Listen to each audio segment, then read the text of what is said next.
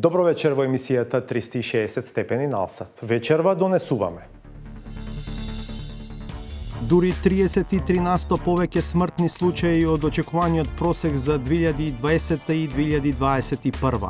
Ќе биде најстрашна година во историјата, пострашна и за време на Втората светска војна, немало мислам 10.000 ексцесно умрени луѓе. Липково ја предводи неславната листа на повеќе починати во време на ковид од очекуваниот просек. Следуваат Сара и Патеарце. 10 personer, familjarit, jag kan ha terapia da ka vdek. Ni farë lloj frige unë kam pa. Како е можно државата да остане со празни раце од помпезно најавуваната конфискација на 17 милиони евра од трансмет на Сеат Кочан? Имаме, за жал, дупка во законот. Има ли и пропусти на институциите и зошто случајот се турка под тепих? Зијадин Села во последен лидерски обид да ја симне дуи од власт. Алианца për Shqiptarët nuk ka nevojë shumë të ndryshoj platformën e saj politike, sepse është e qelluar. Има и сопартици што сметаат дека требаше да замине од шефовското место во Алијанса. Се бањаат под отворено небо. Ебе ова ни е како брата, ама моментално со кебе. Што презема Северна Македонија за легализација на неформалните ромски населби. Ве поканувам да останете на Алсат и да ги погледнете најавените стори. Пред нив реклами.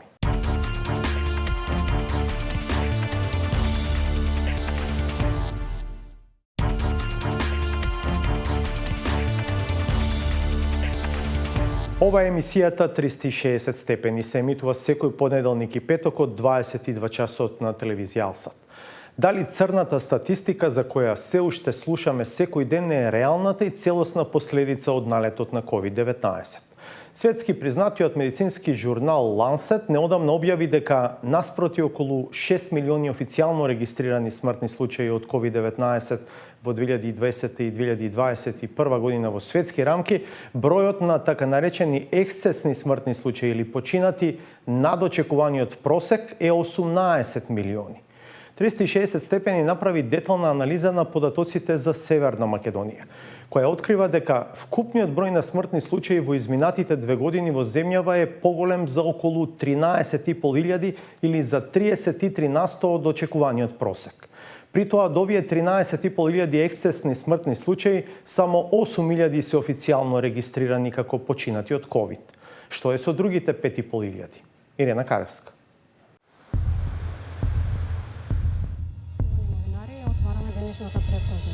На 26 февруари 2020 година во Македонија беше потврден првиот случај на COVID-19.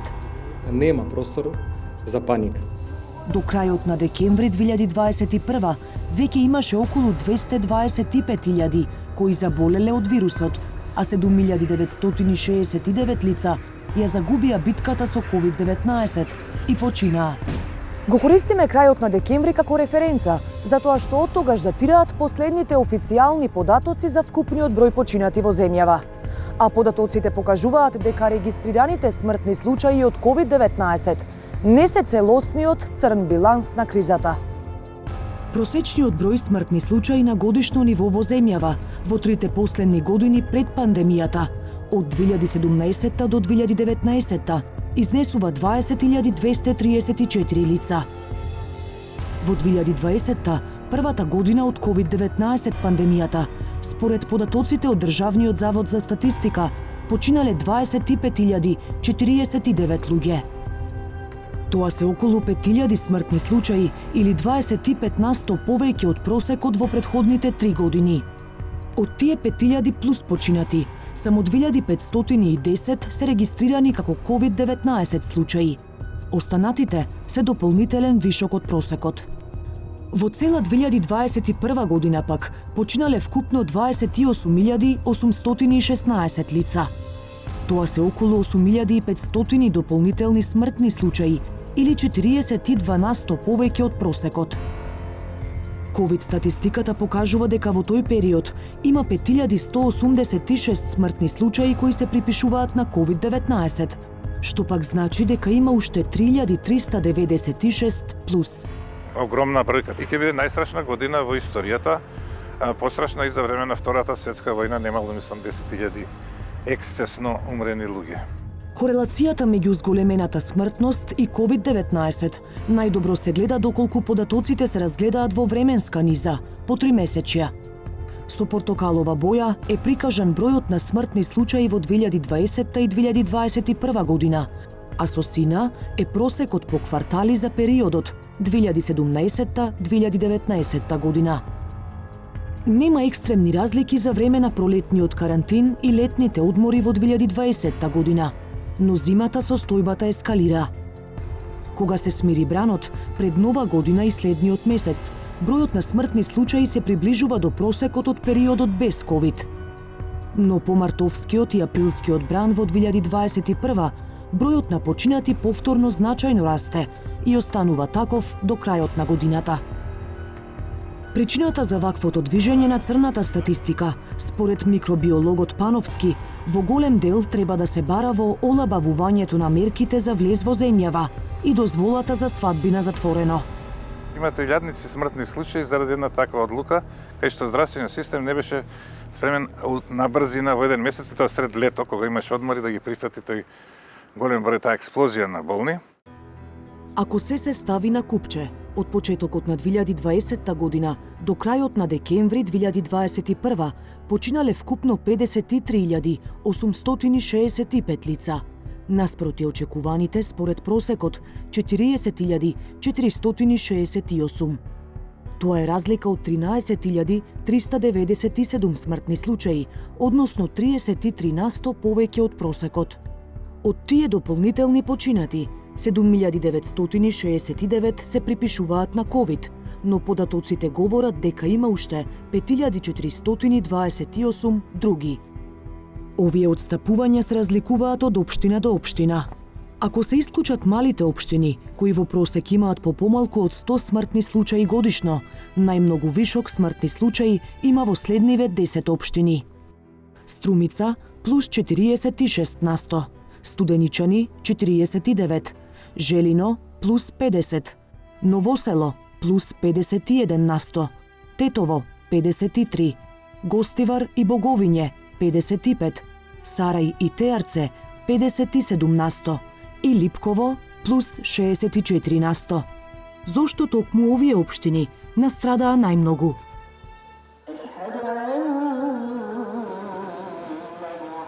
Kam kusita, kam kakatonare. Fashion pikorona si bishin ma piskupjaga me gjelat si heksin ispitabuti, si thoi. Жителите на општина Липково гледаат повеќе причини зошто нивната општина е лидер во црната статистика. Мерките не се почитани. Летно време дојде до диаспора и тоа гужва. Све од тоа. Ja dat moet ik gewoon leven door. Je skal skool, nu kan inte resurser.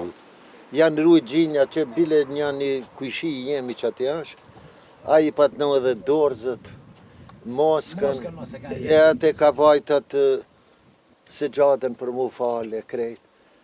Me me për la, për një javë ditë vale, kur thanë shkoj. За разлика од првиот пик, кога Липково беше жариште на COVID-19, сега состојбата е помирна. Парастоварен е и единствениот здравствен дом во општината, кој во цела криза работи со само 3 екипи. Директорката сепак тврди дека и тогаш и сега секој што имал потреба од лекарска грижа ја добил. Но проблем, вели, бил скептицизмот за COVID-19. Se në opinion jenë përcjell shumë informacione, ndoshta edhe dezinformata, se mu më ka ndodhë kështu, tjetrit ashtu, po pse kjo kështu më ka ndodhë mune, këtë kam pas, këtë terapi më kanë dhënë, do thotë, këti personit, familjarit ja kanë dhënë këtë terapi edhe ka vdek. Një farë lloj frige unë e kam pa, frigë më shumë. Kështu që edhe kanë, ndoshta e kanë sjell situatën shëndetësore të smutëve, deri në atë pikë që mos ka mujtë mu intervenu. Сите од Липково што имаат потреба од болнички третман се носат во Кумановската болница. Но Мифтари признава дека и тоа не одело лесно. A fakt që ka pas vrull, shumë ka pas, do të pika kulmi I pandemisë, shumë ka pas pacienta edhe s'kan pas kapacitete edhe do të objektet shëndetësore, spitalet ku t'i vendosin, do thot ekipet tona kanë shku i kanë dërgu në për koridore, thëshin po i vendosin pacientat se nuk kanë ku t'i vendosin. Кумановската беше една од најпогодените болници во првиот бран на пандемијата. И покрај напливот од болни, директорката на болницата, Снежана Захариева, тврди дека ниту еден пациент кој имал потреба од хоспитализација не бил вратен дома. Овдека сме хоспитализирале со средно тешка клиничка слика, тоа се нашите можности. Значи, ние немаме централен довод на кислород, што не значи дека сме ги оставиле без кислород. На кислородни боци тоа беше додатно оптеретување на целиот персонал, меѓутоа имале кислороден третман. Но респиратори немаме, например, не сме терциерна установа, затоа треба додатен обучен кадар. Значи, она што како општа болница сме требале да го пружиме, сме го пружиле. Гостивар е на 4-то место на ранг листата по бројот на дополнителни смртни случаи, споредено со просекот. Главен здравствен центар е Гостиварската болница. Точно мислам дека заради касното побарување на соодветна медицинска и адекватен третман и мислам дека доста пациенти така во домашни услови починале без соодветен третман. Раководителот на инфективното одделение во Гостивар, како и директорот на болницата, причината за зголемената смртност ја гледа во задоцнетото барање медицинска помош. Се лечеле дома, дали матичните лекари или самите инсистирале да ги лечат матичните лекари, значи доаѓаат 9-10 ден, кога више сатурацијата му паднала на 30-40, кога не можеме да го вратиме. Сепак, вели Наумовски, свој удел имаше и политиката. Ние имаме голем дел гастербајтери што идат, значи затоа и август, септември последново ни беше пикот, значи најголем, бидејќи мислам дека и државата имаше кривица тука, на некој начин мораше да се прават тестови на граница за да се знае што како. Меѓу скопските општини најлошо е во Сарај, која е на второ место во земјава по зголемена смртност, со 57% поголем број починати за време на пандемијата, споредено со просекот од минатите години. И покрај црните статистики, дел од жителите одбиваат да ја прифатат реалноста. Народот колку сака да се тестира и колку сака да бара помош. Мислам дека е све ова наместена работа. Не верувам, не сум ни вакцинирана. Сите кажуваат дека у вакцина има антифриз, глицерин од колите. Што, ја да примам тоа? Никогаш. Други проблемот го гледаат во системот. Несоодветно лекување и ненавремено диагностицирање на болестите или третман. Не знам, може и не идат луѓе во болница за контроли, такви работи. И ако идат таму, треба ред да се чека со сати, знаеш. Во Сарај нема здравствен дом или поликлиника, па единственото место за помош се матичните лекари. Од август месец наваму беше катастрофа, значи состојбата беше многу тешка. Што беше причината? Сега дојдоа и малце нашите сограѓани што работат во странство, се вратија на одмор тука, па малце и мерките се олабавија, нели? Така да почна да работат ресторани, почна да се групираат, почна да слават, да прават свадби луѓето. Тогаш бројот се зголеми енормно и имавме голем проблем. Голем е бројот што не сакаат да се вакцинираат, значи многу од нив има страв од вакцината. Според Сали, за зголемената смртност во Сарај, освен ковидот, влијаеле и другите болести, но и начинот на лекување на болните во ковид центрите. Не може да менаџира ковид пациент еден специјализант, што е, например, на офталмологија или ОРЛ или друга специјалност е некоја. Немам ништо против колегите. Меѓутоа, секако друго е некој што ќе се занимава со таа проблематика, пошто претежно се тие пациенти што имаат со респираторни заболувања, нели? Затоа и смртноста малце верувам дека играла улога и овој момент.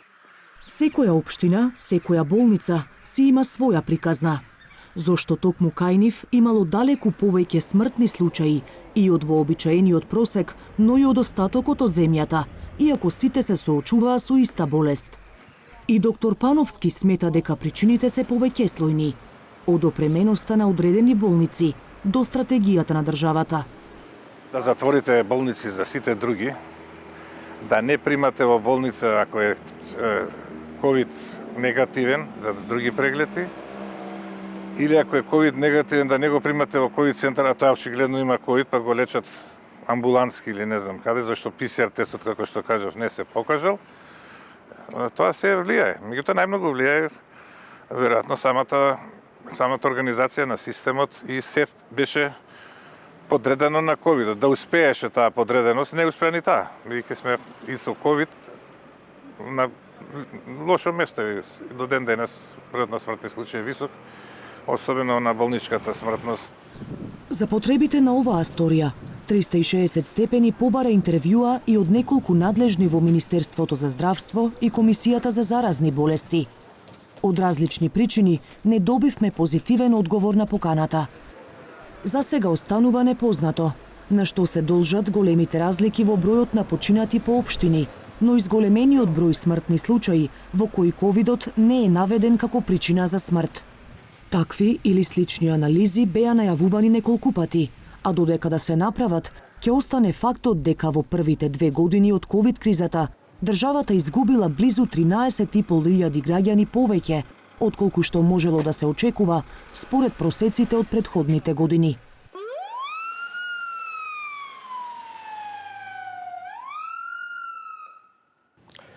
Северна Македонија требаше да наплати 17 милиони евра одштета од фирмата Трансмет на Сеат Кочан случај на конфискација кој со фанфари беше најавуван и нагласуван во земјава.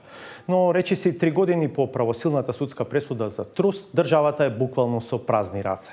Од засега не до крај јасни причини, тоа што имотот на Трансмет е конфискуван со судска одлука не е пречка дури и за судовите да им даваат предност на извршители, банки и приватни фирми први да ги наплаќаат побарувањата од фирмата на Кочан. Случајот го отворија колегите од емисијата Кот, а Александар Димитриевски се надоврзува во обид да се стигне до одговорот. Како е можно се во ова? Беше спомнато и името на компанијата. Минатата недела во емисијата Кот на телевизија Телма беше емитувана сторија во која се обелодени дека додека траела судската постапка против Сеат Кочан во случајот на СЕО Труст. Трети лица стекнале право на дел од имотот на компанијата, иако тој прво беше замрзнат, а потоа и конфискуван од судот на барање на обвинителството.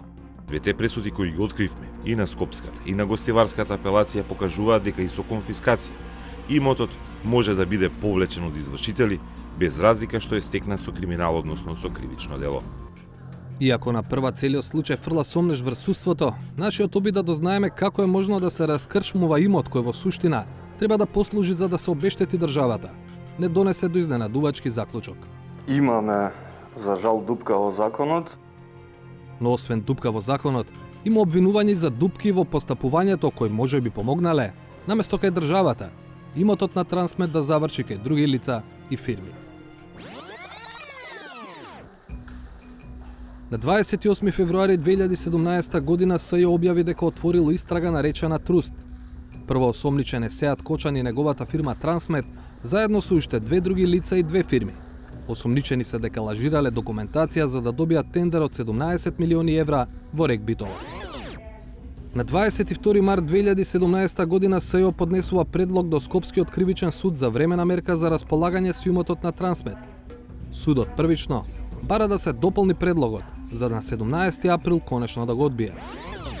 На почетокот на мај, поточно меѓу 3 и 9 мај, Трансмет продава и успева да ја пренесе сопственоста за само неколку дена на дел од својот имот. Купуваче ТВ Нова, телевизија која беше во сопственост токму на Сеат Кочан, покажуваат документи во кои 360 степени имаше увид. Случајно или не, истиот ден кога ТВ Нова го завршила уписот во катастар на дел од имотот на Трансмет, СЈО бара, а следниот ден судот одобрува забрана за отуѓување и располагање на недвижен и движен имот на Трансмет, како и секоја друга сопственост, имот или актива, материјални или нематеријални права и секој друг имот. На листата за замрзнување имотот префрлен на ТВ Нова, па државата не може да го запише товарот во катастар, бидејќи тој повеќе не е на име на Трансмет. Една недела подосна Сеат Кочан бара да се брани од слобода и нуди имот како гаранција. Имотот што го нуди е токму оној што, случајно или не, успева да го префрли од Трансмет на ТВ Нова во деновите пред СЈО да побара негово замрзнување. Еден месец подоцна, судот го прифаќа барањето. На крајот на јуни 2017 година специјалното јавно обвинителство поднесе 17 обвиненија до Скопскиот кривичен суд, меѓу нив и за случајот Труст. Една година подоцна, Сеат Кочан е осуден на 6 години затвор во прв степен. Во пресудата пишува и дека се конфискува имотната корист прибавена со извршувањето на кривичното дело во износ од 1 милиарда и 60 милиони денари. И потоа се цитира целиот имот кој бил замрзнат со решенијата уште пред стартот на судската постапка. Дотука се чини логично. Компанија направила криминални дејствија и се офајдила од нив, па сега имотот е пред конфискација за да се надомести штетата. Ама, како што открија колегите од КОТ во периодот октомври-ноември 2018 година, односно неколку месеци по изрекувањето на првостепената пресуда, Трансмет на Сеат Кочан постигнува спогодба со Пуцко Петрол за наплата на парично побарување од околу 1,6 милиони евра. Спогодбата предвидува, ако Трансмет не плати во предвидениот рок, тогаш Пуцко Петрол може присилно да изврши наплатата од сите сметки во сите банки и од целокупниот недвижен и движен имот на должникот. Пуцко Петрол ја користи можноста и подоцна преку извршител, бара и добива извршување преку продажба на недвижен имот на Трансмет. Продажбата се врши во период кога имотот е веќе конфискуван од државата. Според Дарко Аврамовски, правен истражувач во коалицијата Сите за правишно судење, сето ова било возможно поради дупка во Законот за кривичната постапка. Членот 202 став 8 од Законот за кривичната постапка кој вели дека мерките за привремено одземање на имот заради обезбедување можат да траат најмногу до завршување на првостепената постапка, што остава еден вакуум од првостепената пресуда до правосилната пресуда во предметот, каде овие мерки за обезбедување на имотот фактички не важат. Со други зборови, за конфискацијата да стане правосилна потребна е правосилна судска одлука, што значи одлука од апелационен суд.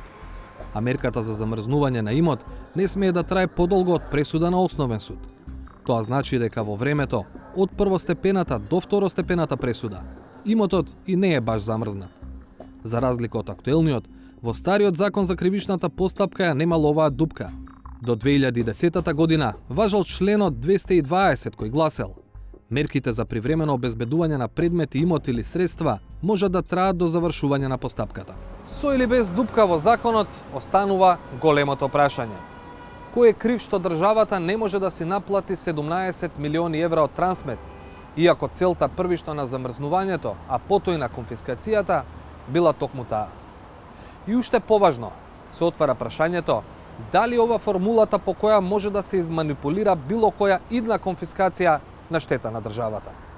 Иако не е странка во Труст, институцијата која алармирала на проблемите со конфискацијата на имотот на Трансмет е Државното правобранителство. Адвокатот на државата веќе во првата половина на 2021 година почнува да праќа дописи до повеќе институции. Обвинителството, Судскиот совет, Министерство, Антикорупцијска, па и до премиерот. Освен дописи кои резултирале со средби на кои сепак не е најдено решение, државниот правобранител тужел за извршувањата пред Основен граѓански суд Скопје.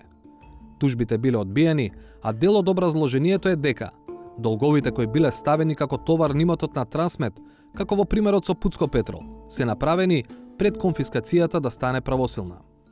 Пресудата на Основен суд Скопје 1 од 20 јули 2018 година, со која недвижниот и подвижен имот, собственост на должникот Трансмет, се конфискува, одзема од Агенцијата за управување со одземен имот, е правосилна на ден 11 март 2019 година и извршна на 15 јули 2019 година, односно по издавањето на налогот за извршување врз недвижност на 14 ноември 2018 година.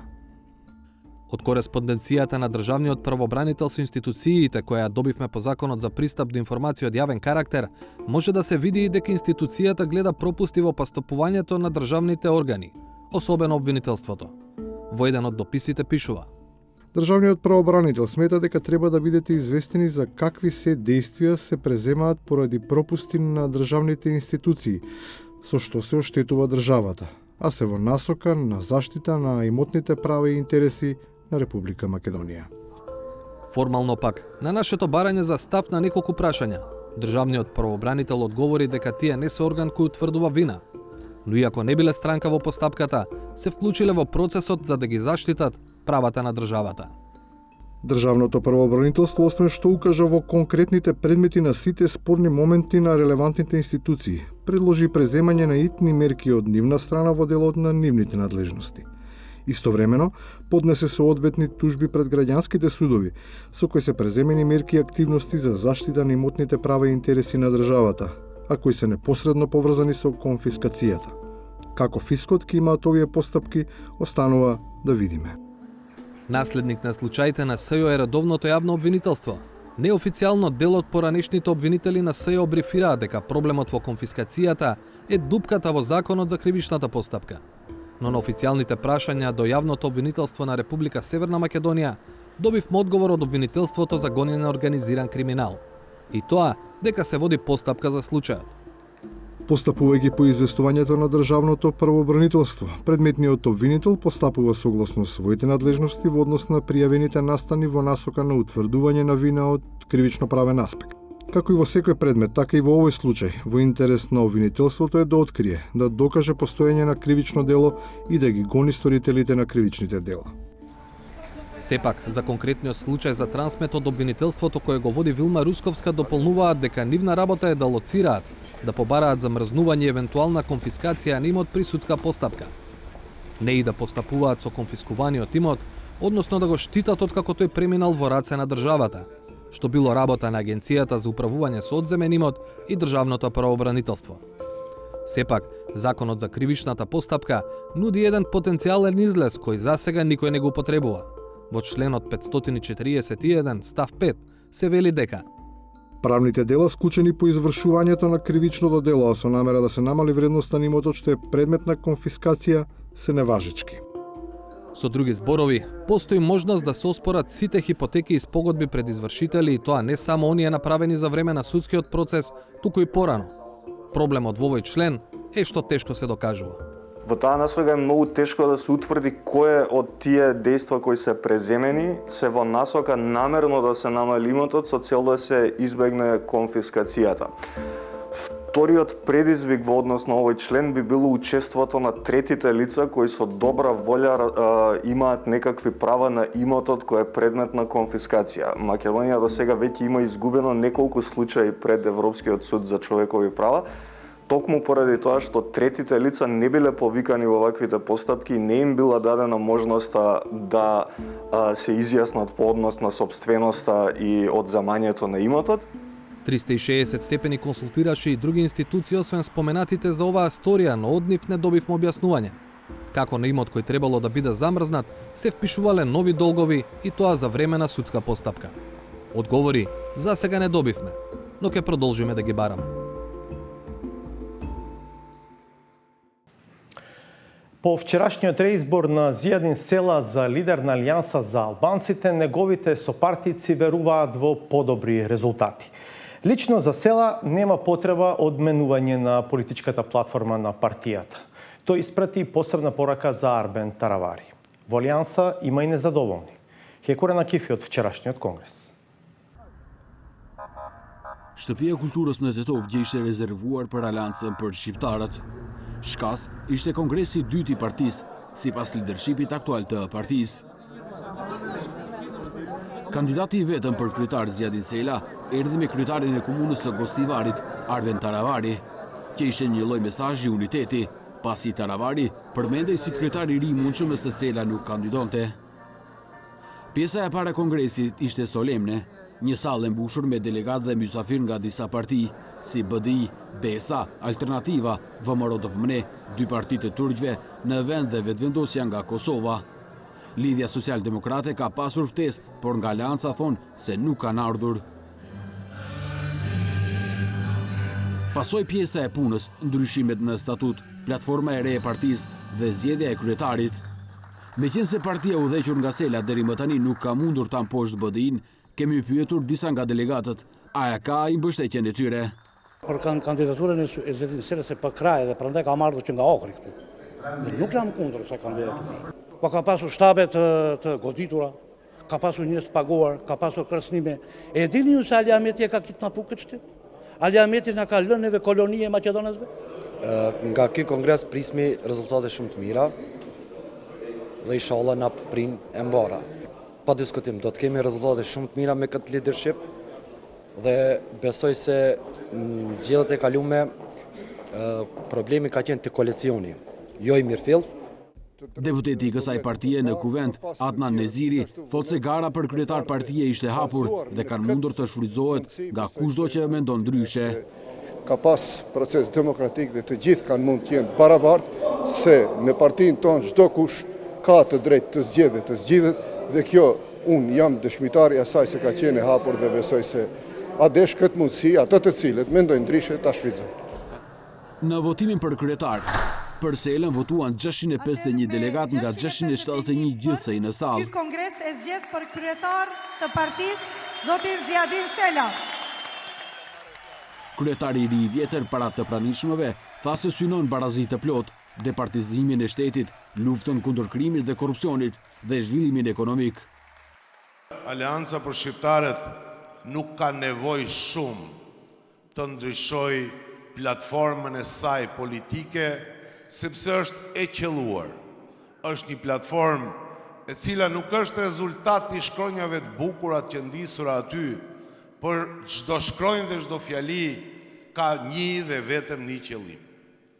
Barazi, liri, të drejtë, jo korrupsion, zhvillim dhe Maqedonia e Veriut një ditë shtet i barabartë, tani më që është antare e NATO-s, shtet i barabartë në mesin e shteteve, atje edhe ku përkasim si identitet në kuadër të perëndimit dhe bashkimit evropian. Sela kishte një mesazh të veçantë për njeriu që së fundi u spekulua si pasardhës i tij. Unë ju falënderova gjithëve,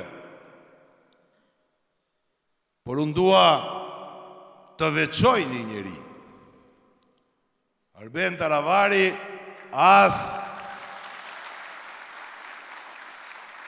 as nuk jemi të përqarë, ka vite që mundohen, e as nuk do të na përqajnë, edhe ndo një muhabet që ka dalë në për portale, me Arbenin e kemi bë bashkë nese, jo me tjerë. Fakti që partia në kongres tregoi unitet, megjithatë nuk do të thotë se Sela nuk ka opozit në mesin e tij. Një nga themeluesit e partisë, Elmir Stefullau, ishte afër, po jo edhe në shtëpinë e kulturës. Ai thotë se do të apelojë rizgjedhjen e Selës sepse është në kundërshtim me statutin e partisë, i cili thotë se kryetari ka të drejtë më së shumti për 2 mandate. Sipas Stefulaut, Sela tashmë është zgjedhur 2 herë dhe dje është mandati i tij i tretë. Realisht, mos respektimi i statutit të partisë është baza për pakënaqësinë. Pastaj mos respektimi i statutit normalisht sjell edhe probleme të tjera brenda partijake, sepse antari fillon që të mendoj se në këtë parti nuk respektohet statuti, me çka nuk respektohet edhe demokracia brenda partijake. Në fund të kongresit, edhe kryeja e Aleancës për Shqiptarët dha qëndrimin e tij për pretendimet e Seyfullaut. Ai quajti shpifje dhe shtoi se ky kongres është i dyti. Unë në të njëjtën kohë nëpërmjet jush ju lutem. Mos shpifni. Kërkujt nuk ja ka marrë të drejtën për të marrë pjesë dhe për qenë pjesë e këtij kongresi. Në vazhdimsi kanë qenë kërkesat e mia, thirrjet e mia, edhe për të kandiduar, dhe këtë e kam bërë me paraqitje publike, me preskonferencë. Të gjithë këto 700 e sa delegat që ishin sot këtu nuk janë zgjedhur nga Ziadin Sela. Atëherë do të quhesh të shkelje statuti. Janë zgjedhur nga ana e antarësisë Aleancës për Shqiptarët. Karriera politike e Ziadin Selës filloi në Partinë Demokratike Shqiptare dhe si antar i saj ishte deputet dhe kryetari i komunës së Strugës.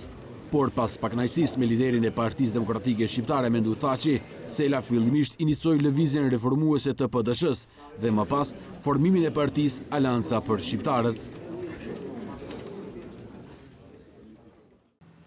Легализација на неформалните населби во кои живеат ромите и обезбедување достоинствено и несегрегирано сместување за оние чии живеалишта не можат да се легализираат е една од приоритетните заложби на државите од Западен Балкан, преземени со така наречената Познанска декларација од 2019 година. Дали нешто се движи на тој план во Северна Македонија од сторијата на Зоран Јовановски?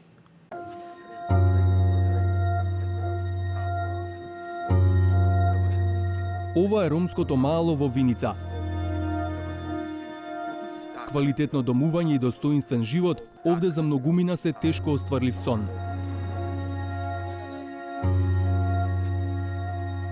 Во два импровизирани објекта без основни услови за домување живее 7-членото семејство на Надира Ибреимова.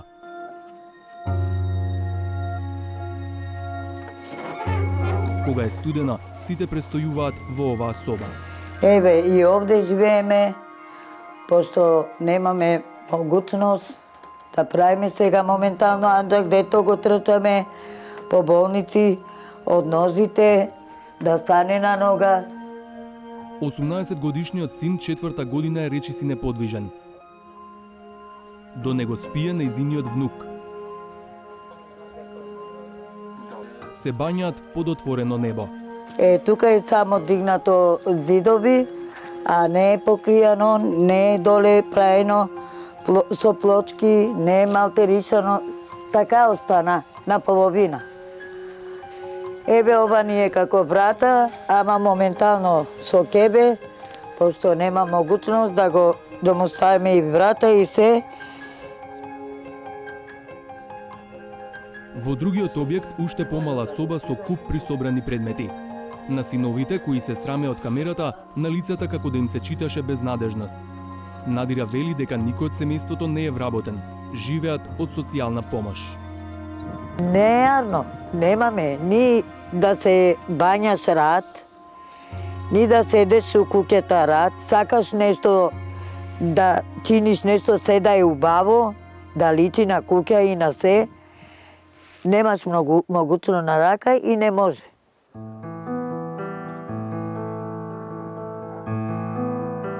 Во соседството поинаква атмосфера во куќата на Анам Шасанова.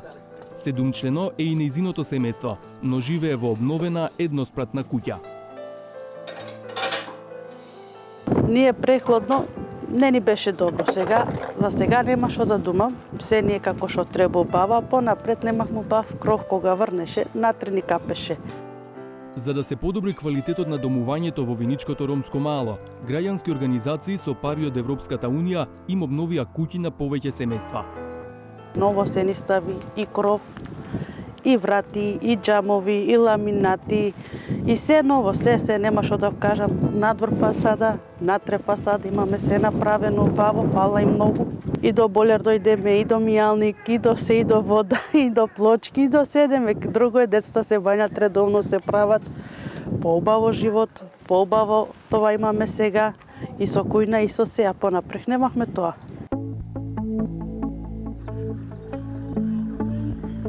Речиси идентична куќа добил и Ќемуран Мемедов.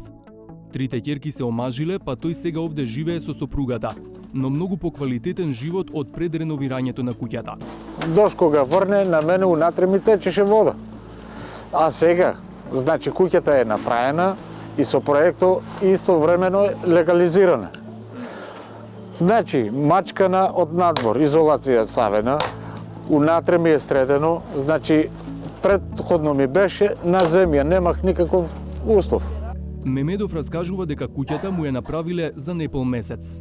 Кога дојдеа да работат, јас се почудих, викам, што е таа работа? Вика, организацијата дојде да ти направи куќата. Викам, добро. Викам, а требале нешто од наш помош? Вика, не, вика, се е спремено. Вика, ти само ќе си седеш и ќе си гледаш како се работи. Дали има други луѓе? Како се живее во ова мало? Сигурно има многу луѓе што немаат добри услови. Има оште мизерни луѓе има како мене. Има и од мене по мизерни.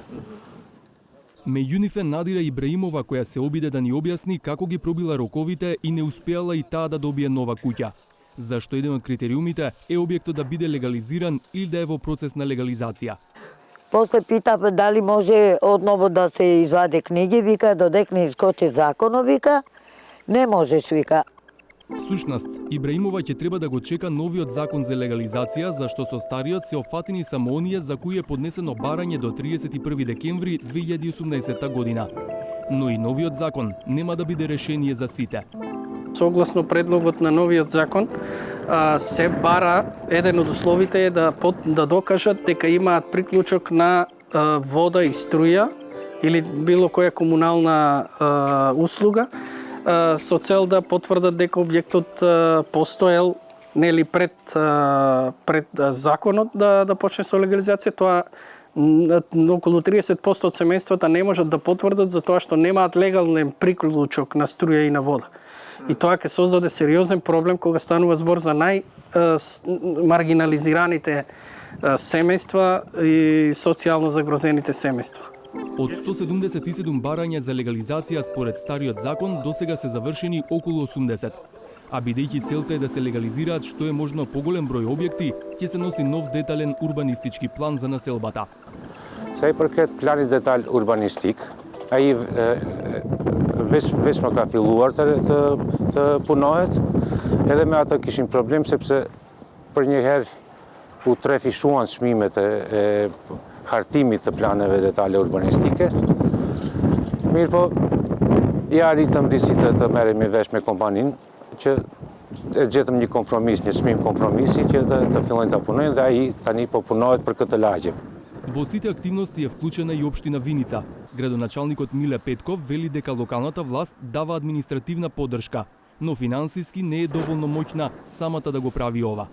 И во годишната програма имаме предвидено доста проекти кои што треба да се реализираат. Голем дел од овие проекти ќе бидат реализирани од буџетот на општина Виница, додека за голем дел ќе бараме помош и од други извори на финансирање, од домашни и од меѓународни фондови. Досега се обновени 22 куќи, а паралелно се подобрува и инфраструктурата во населбата. Изградена е канализациона мрежа во должина од 500 метри со капацитет за приклучување на 100 домаќинства. Покрај обновата и легализацијата на куќите, во Ромското мало е обновена и ова улица во должина од 1 километар, а поставено е и улично осветлување. Домувањето е меѓу точките во Познанската декларација што во 2019 година ја усвоија земјите од Западен Балкан. Од тука произлегла потребата да се направи детална анализа или мапирање на ромските населби во земјава, на што работи Мерсиха Усеин од Институтот Ромалитико.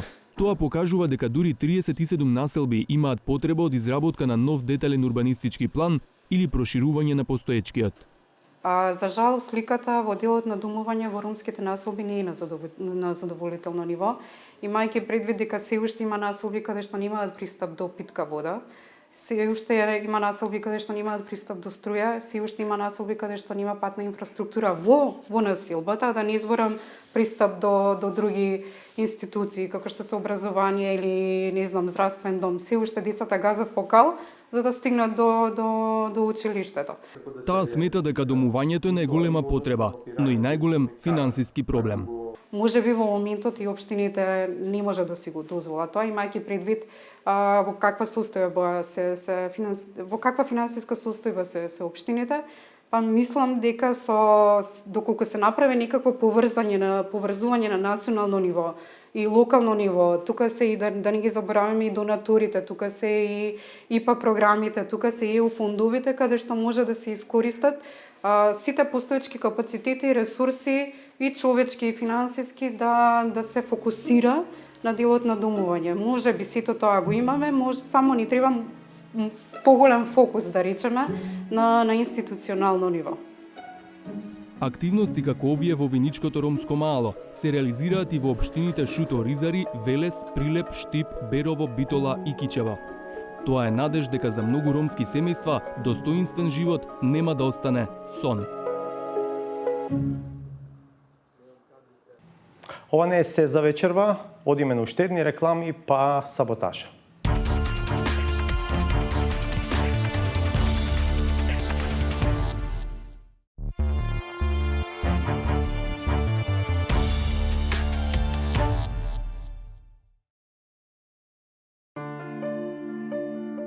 Нормално е народот кој би тисувал под ова небо да споделува два сосема некомплементарни светогледи. но изгледа по тоа се подразбира и воспоставување на традиционалната поделба на северџани и правоверни, од кои овие вторите се разликуваат и во начинот на кој му се додворуваат на шефот на специјалната воена операција. И еве тоа го гледаме што сега веќе актуелно. Путин го најави за сите непријателски земји, меѓу кои што и непријателската Северна Македонија, а за Македонија не верувам дека е непријателска. За да докажеме дека не сме такви какви што сме, официјално на припомош се јавуваат и нашинците, и тоа оние за океанот од западната хемисфера. Тие кои што примаат плата во долари, им забележуваат на оние што повеќе си ја сакаат татковината отколку руската чизма и рубли. И што направи Зеленски? Не го почитува договор. И што значи тоа? Кој те парлява на тебе? На Русија им вика кој те парлява. Зашо? Затоа што не гледат што се случува во Европа, што прави. Ја го виде таму у Македонија дојде гледа парталија направи државата, подели ги и това. Сега го прави исто това меѓу исти народ Русија и Украина. Това е това. И сега плаче Зеленски. Што плачеш, мајмун не еден. Зашо? Изборот на страна изгледа е многу важен, што внимателно се премерува, да не се направи некој погрешен чекор. Не треба да се брза и може да се почека, бидејќи ништо не се знае, но барем е јасно на каде инклинира желбата.